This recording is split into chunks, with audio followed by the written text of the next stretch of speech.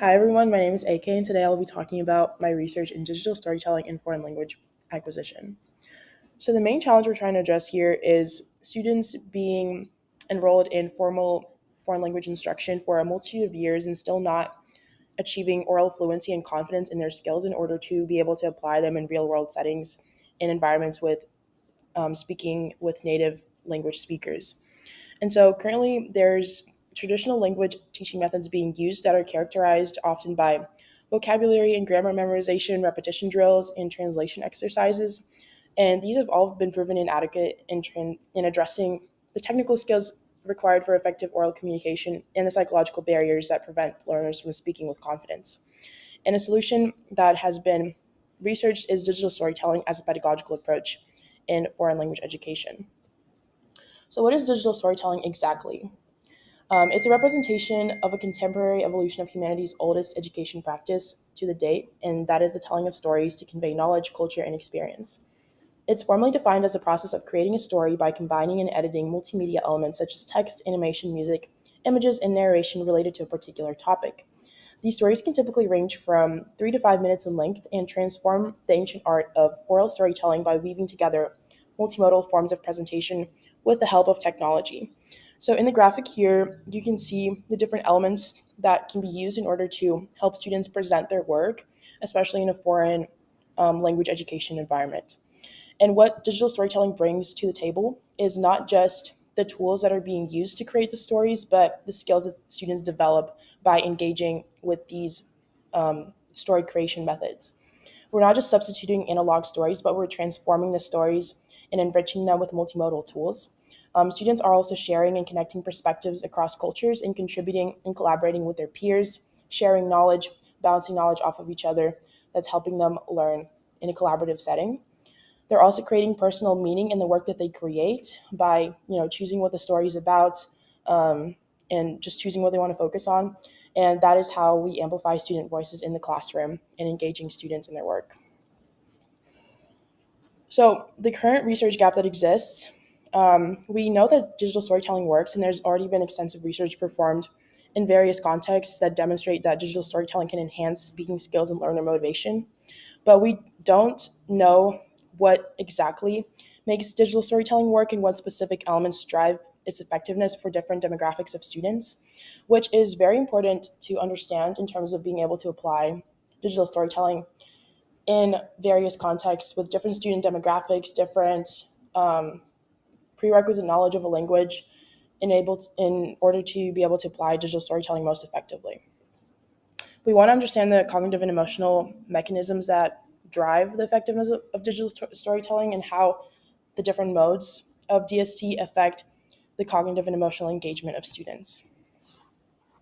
So here's what we currently know about its effect on cognitive and emotional dimensions. First, we have dual coding. So the verbal and visual processing of digital storytelling leads to stronger working long-term memory retention. Next, we have self-monitoring, which basically digital storytelling allows students to record their own work. They can play back, and that enables error detection and correction, kind of allowing students to guide their own learning process and be in charge of their own learning and kind of keeping themselves accountable through the process. That makes them really engaged in their own learning, and again, also creates active construction, which helps learners build meaning through engagement versus just passive reception of knowledge and information. And finally, we have cognitive load management, which is kind of a scaffolding process that allows instructor supported storytelling, and that balances the challenge and support that students face in terms of their learning environment. And finally, for the emotional dimensions, we have anxiety reduction, we have increased motivation, self confidence building, because the pride in their final product truly boosts their self efficacy and their their feelings of confidence in their work. And then authentic purpose, because they present their work to a real audience, and that creates genuine purpose and communication in the work that they create as well. The implementation plan that we have for understanding the effects of digital storytelling on the like different modes of student learning is first learner profiling. We want to collect demographic, linguistic, and academic background data on students and administer baseline assessments of their multimodal literacy. And then we want to map learning outcomes to specific digital storytelling modalities. Then we want to observe engagement, which basically means documenting multimodal decision making, like students' decision making in the process of making digital storytelling, why they choose to use certain elements over others in terms of presenting and creating their stories. We want to examine their peer feedback and revision patterns, kind of how they correct their mistakes, how they give feedback to their peers, how they identify errors in their work. We want to conduct post interviews and reflections on the process, what students felt was effective, ineffective for them, what they felt was the most engaging, what they learned, what they wish they would have learned, and then finally implement pre and post assessments on students' learning and actual understanding and memorization of the or like integration of the content. And finally, iterative refinement. We want to synthesize student feedback in order to refine the curriculum. We want to revise our digital storytelling scaffolds, tool choices, and modality options, and implement iterative cycles of this in our redesign process. Some challenges that we are expecting to face is variability in student backgrounds. So it can be very challenging to collect that very diverse student data and actually categorize it. And also instructional and logistical constraints in terms of actually implementing this.